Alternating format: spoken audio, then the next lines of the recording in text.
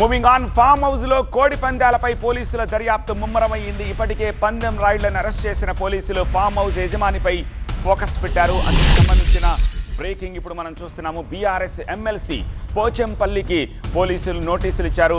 Moinabad farm house లో కోడి పందాలపై పోలీసులు ఈ నోటీసు ఇచ్చారు. ఫామ్ హౌస్ నిర్వహణపై విచారించబోతున్నారు పోలీసులు. ఫామ్ హౌస్ యజమానిగా ఉన్నారు MLC Pochampally.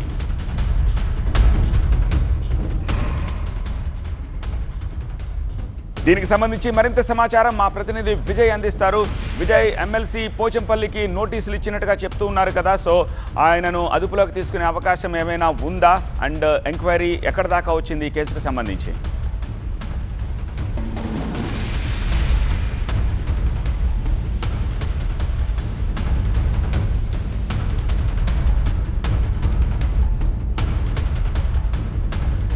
So farm house నిర్వహణపై ఇప్పుడు పోలీసులు విచారించబోతున్నారు. సో ఇప్పుడు ఈ మొయినాబాద్ ఫామ్ హౌస్లో కోడి పందాల కేసులో నోటీసులు సర్వ్ చేసినట్టుగా తెలుస్తోంది. దానికి సంబంధించిన నోటీసులకు సంబంధించిన డీటెయిల్స్ని స్క్రీన్పై మీరు చూస్తున్నారు. సో ఇప్పుడు ఎమ్మెల్సీ పోచంపల్లికి ఈ నోటీసులు ఇచ్చిన నేపథ్యంలో ఎమ్మెల్సీ రియాక్షన్ ఏంటి, ఎలా ఉంది? అండ్ పోలీసులు ఎమ్మెల్సీని సైతం అదుపులోకి తీసుకుంటారా? కేసు ఎక్కడి వరకు వచ్చింది? ఈ డీటెయిల్స్ కోసం ఇప్పుడు మా ప్రతినిధి విజయ్ని కాంటాక్ట్ చేద్దాం. విజయ్, బిఎన్ఎస్ 35(1) కింద ఎమ్మెల్సీ పోచంపల్లి శ్రీనివాస్ రెడ్డికి నోటీస్ ఇచ్చారు. ఈ ఫామ్ హౌస్ ఓనర్ గా పోచంపల్లి శ్రీనివాస్ రెడ్డి ఉన్నారు.